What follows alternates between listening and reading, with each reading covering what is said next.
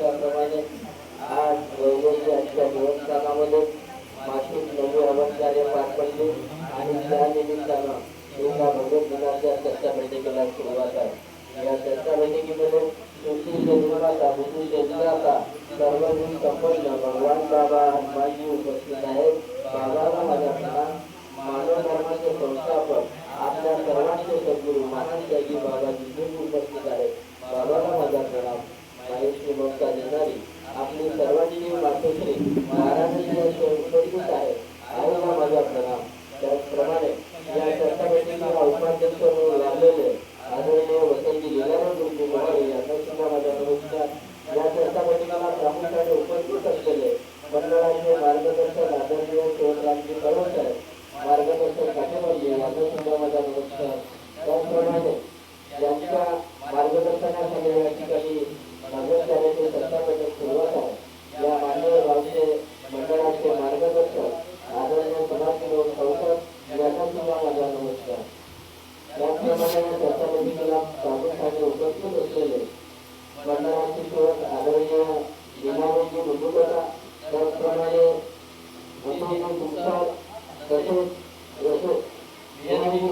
त्याचप्रमाणे चर्चा बैठकीचे संचालन करणारे विजयभाऊ कळवे, तसेच रामप्रभू शिवाभाऊ कळवे, मुलाजी कळवे, त्याचप्रमाणे कळवे आगाशी, तसेच भाऊ पाटील आणि सुधारविजयजी आणि आजूबाजूच्या संपूर्ण परिसरातून उपस्थित झालेल्या संपूर्ण बालांचे सेवक सेविका बालसेवक बालिका या सर्वांना माझा आदरपूर्वक नमस्कार।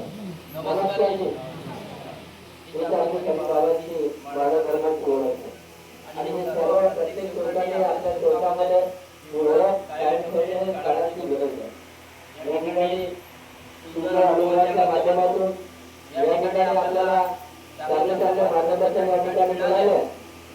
आजचा दिवस हा आपल्यासाठी खूप महत्त्वाचा आहे। जे सेवक या बैठकीमध्ये आहेत त्यांच्यासाठी हा महत्त्वाचा आहे। जे बाहेर असतील त्यांना आधी भगवत कार्यामध्ये जे काही अनुभव मिळाले त्यांचा उपयोग येणार नाही, परंतु जे सेवक या भगवत कार्यामध्ये उपस्थित आहेत या ठिकाणी जे काही अनुभव मिळाले ते तुमच्या जीवनामध्ये कामी येणार आहे। बाबांनी ही कृपा आपल्या परिवारासाठी प्राप्त केली, पण आपण भाग्यवान आहोत की बाबांसाठी गुरु मिळाले। आम्ही अंधारामध्ये होतो, बाबाने आम्हाला मिळाले, त्यांनी आम्हाला दिशा दाखवली, आम्हाला अंधारातून उजेडामध्ये आणले। आम्ही नशीबवान आहोत की आम्हाला मार्ग मिळाला। जर हा मार्ग मिळाला नसता तर आज आपण एकत्र आलो नसतो आणि आम्हाला आज कुठे असतो याचा पत्ता येत नसता। पण बाबाच्या कृपामध्ये दुःख आलं आणि दुःख आल्यानंतर बाबाला हे प्रकारचे कृपा प्राप्त करण्याची संधी मिळाली। बाबाच्या कृपाने भयंकर दुःख होतं, एक संकटाचा काही एक जीव जात होता। अशी परिस्थिती बाबाच्या परिवारामध्ये असताना घरामध्ये दुःखात असताना सुखाचा मार्ग शोधण्याचा प्रयत्न केला, परंतु सुख मिळाला नाही। शेवटी बाबा हताश झाले आणि त्यांनी सुख प्राप्त करण्यासाठी ही भगवत प्राप्तीची विधी सुरू केली आणि विधी करून आपल्या परिवाराला दुःख सोडलं। आणि बाबाला वाटलं की जर मी कृपा आपल्या जवळ ठेवली, मी जर निघून गेलो तर या कृपेचा प्रसार होणार नाही आणि माझ्यासोबत ही कृपा निघून जाईल। आणि म्हणून बाबाला वाटलं की या जगामध्ये कितीतरी दुःखी मानव आहेत, त्या दुःखी मानवापर्यंत हे परमेश्वराची कृपा पोहोचली पाहिजे म्हणून बाबांनी वेळेच्या साधनाचा वापर करून खेडोपाडी जाऊन या धर्माचा प्रसार आणि प्रसार निस्वार्थपणे शेवटच्या श्वासापर्यंत आमच्या महात्म्याची बाबांना जीवनी केलेला। आम्हाला सोप्या सरळ भाषेमध्ये या मार्गाची देव समजावून सांगितली आहे। आणि दुःखी माणूस सहजासहजी या मार्गामध्ये आला नाही।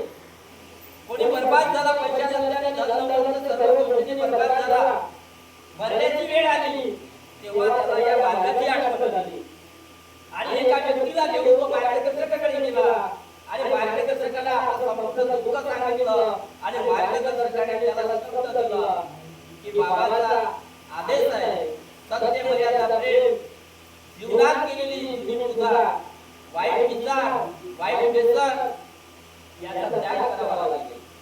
आणि सांगितल्याप्रमाणे त्या व्यक्तीने ऐकलं आणि परमेश्वराला मारण्याचा वचन दिला. परमेश्वर स्वतः उभा झाला आणि सणामध्ये त्याचे दुःख दूर झालं. ही दैवी शक्ती प्रत्येक कुटुंबातील लोकांना बाबाने शिकवून दिलेली आहे. त्या दैवी शक्तीचा उपयोग करणे आमच्या हातामध्ये आहे. आम्हाला हा मार्ग मिळाला नसता तर आम्हाला पश्चातापामध्ये जावं लागलं असतं. माझे वडील मुलाचे कसे पेटत होते, माझा सेवक करणार होता आणि एका आवडती व्यक्तीचा जो मार्गात असताना त्याने या मार्गाची दिशा दाखवली आणि त्या मार्गदर्शकापर्यंत आम्ही पोहोचलो. जो माणूस आठवू शकत नव्हता, बसू शकत नव्हता, चालू शकत नव्हता, असा व्यक्ती 30 किलोमीटर मार्गदर्शकाच्या घरी गेला. आणि गेल्याच्या नंतर मार्गदर्शकाने सांगितल्याप्रमाणे त्याने परण्याचा वचन दिला माझ्या वडिलांच्या मार्गदर्शकाच्या घरी. मार्गदर्शक सांगितल्याप्रमाणे परमेश्वराचा पारा तुमच्या घरी लागला. माझे वडील असा खूप होते का तुमच्या घरी परण्याचा वचन येईल आणि माझ्या हाताला आराम होईल का? विश्वास बसवला. कारण त्यावेळेस या मार्गाचे सेवक आजूबाजूला नव्हते, जाणीव नव्हती या मार्गाची आणि म्हणून विश्वास बसत नव्हता. पण मार्गदर्शकाने असा विश्वास बसवला आणि तो सत्य झाला. मरण्याचा वचन जेव्हा वडिलांच्या घरी दिला, माझ्या वडिलांच्या तब्येत झाली आणि 2 दिवसांनी वडील घरी आले. तेव्हा मी त्यांना खेळताना दिसला. त्याच्या उद्योग बोलला. आल्यानंतर बाबाकडे गेले आणि बाबाकडे जाऊन समोरचे कार्य केले आणि त्यागी झाले आणि बाबाकडे गेले आणि बाबाने सांगितलं की ज्या पद्धतीने तुम्ही त्याग केला, तुमच्याकडे कोणी दुःखी माणूस आला त्याला तुम्ही मार्गदर्शन करण्याचा अधिकार बाबाने त्या 78 मध्ये माझ्या वडिलांना दिला. आणि तेव्हापासून या धर्माचा प्रचार आणि प्रसार निस्वार्थपणे आम्ही आजही करतो. पण हा मार्गामध्ये दबाणी लोक झालेले आहेत. स्वार्थासाठी या मार्गाचे लोक जुळले आहेत आणि स्वार्थ साधून झाला की आम्ही वाईट दिशेने जातो, वाईट कर्म करतो, तो आपला सेवक होऊ शकत नाही. अरे मार्गाने तो दारू पितो, जुवा खेळतो, सट्टा खेळतो, खरा सेवक होईल का? आणि तत्वसंध नियम बाबासाहेब देईल का? याचा विचार आम्हाला करायचा आहे की मी या मार्गामध्ये येण्याच्या अगोदर होतो कसा, मी मार्गात आल्यावर झालो कसा आणि कशामुळे झालो, कुणामुळे झालो, याचा विचार आम्हाला त्या पहिल्या दिवसासाठी करायचा आहे. जाग रे सेवका, आता तरी जाग, दिले वचन बाबाला त्या शब्दाला जाग. आणि त्या दिवशी पहिल्या दिवशी त्या परमेश्वराला मारण्याचा वचन दिला. मी बाबाच्या आदेशाचं पालन करेन. मी त्या आदेशाचं पालन करतो का? मग बाबाचा आदेश काय आहे? गावामध्ये असलेली आठवणी सभा, गावामध्ये असलेले हवन कार्य, सेवक संमेलन, जनरल हवन कार्य, असे जे काही कार्यक्रम आहेत त्या कार्यक्रमामध्ये भगवंत बाबा उपस्थित असतात आणि त्या कार्यक्रमाला आनंद आढळला. मग समजलं का आम्हाला बाबाच्या आदेश?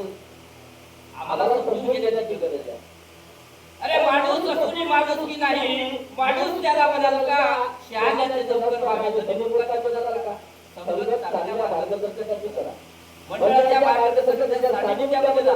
कारण की बाबाचा शब्द हा मंडळाला आहे. बाबा असताना एकच संस्था, बाबाच्या हातीमध्ये एकच संस्था होती आणि दोन्ही संस्थांमध्ये ओम परमात्मा आहे.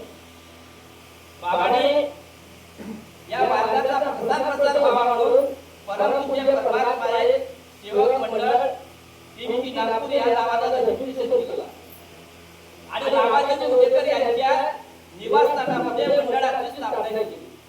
आणि म्हणून त्यावेळी टीम नागपूर आपला मजूर बनत होतो.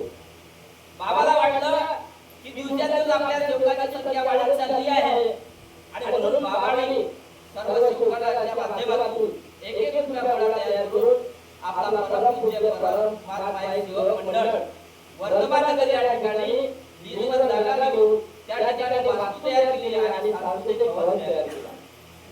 कुणासाठी? का माझा गरीब सेवक हा भंडाऱ्याला येईल, लुधियाना येईल, एमपी मधून येईल, छत्तीसगडमधून येईल, त्याला कुठं निवास बसण्याची व्यवस्था झाली पाहिजे, त्याचा आदर मान सन्मान झाला पाहिजे, त्या ठिकाणी एक दिवस राहू शकले पाहिजे, त्याची व्यवस्था झाली पाहिजे. म्हणून बाबांनी मंडळ ती इमारत तयार केली आणि माझे पुढील कार्य माझ्यानंतर हा मंडळ प्रचार आणि प्रसार करेल हा शब्द बाबाने मंडळाला दिला. आणि त्या बाबाच्या शब्दावर मंडळात परमेश्वरी कार्य या धर्माचा प्रचार आणि प्रसार निस्वार्थपणे आज करत आहे. पण आम्ही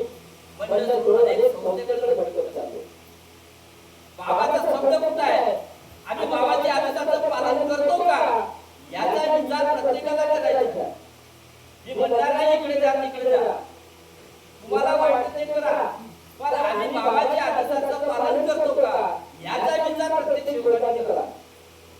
बाबाच्या आदेशामध्ये फक्त एकच संस्था होती. आज 16-17 संस्था, प्रत्येक संस्था आपल्या ठिकाणावर फोटो देण्याच्या कार्य सुरू आहे. 16-17 संस्था आहेत, ते प्रत्येक संस्था आपल्या माध्यमातून फोटो देत आहेत. याला बाबाचा शब्द आहे का? मग आम्हाला आमचं धर्म समजलं का? आम्हाला बाबाची शिकवण कळली का? आमचं बाबाच्या आदेशाचं पालन आमच्यावर होत आहे का याचा विचार आपल्या मनाला करा. तरच त्याच्यामध्ये उत्तर येईल की मी बाबाच्या आदेशाचं पालन करत नाही आणि म्हणून आज मी आपल्या कुटुंबामध्ये आपल्या कर्माने दुःखी आहोत. मग आम्हाला या मार्गामध्ये आम्हाला कर्म बनवायचं आहे. हा मार्ग शब्दावर आणि कर्मावर अवलंबून आहे. मग आमचं कर्म चांगली असतील, आमची वागणूक चांगली असेल, आम्हाला बाबाची शिकवण कळली असेल तर आमच्या कुटुंबावर दुःख येणार नाही याची ग्वाही आमच्या बाबाने घेतली आहे. या मार्गाचा सेवकपणे गरीब आणि दुःखी राहणार नाही आणि राहील तो आपल्या कर्मापुढे. मग आम्हाला आमचं कर्म या मार्गामध्ये बनवायचं आहे. शब्द सांभाळून बोला, नाही शब्दाला हात पावा, एक शब्द करे खावा, एक शब्द करे औषध. तर या मार्गामध्ये शब्दाला आणि कर्माला खूप महत्व आहे आणि म्हणून या ठिकाणी सुंदर असा भगवद्गीतेचा आपल्याला या परिषदेच्या कार्यामध्ये वैद्य परिवाराने आम्हाला निवडला आणि असेच कार्यक्रम आपल्या माध्यमातून होत राहावं आणि भगवद्गीतेचा प्रसार आणि प्रचार प्रत्येक शिवकाच्या माध्यमातून होत राहावं, मंडळाच्या आदेशाचं पालन करावं एवढीच विनंती करतो. आणि गावामध्ये आठवडी चर्चा बैठक असते, त्या आठवडी चर्चा बैठकीमध्ये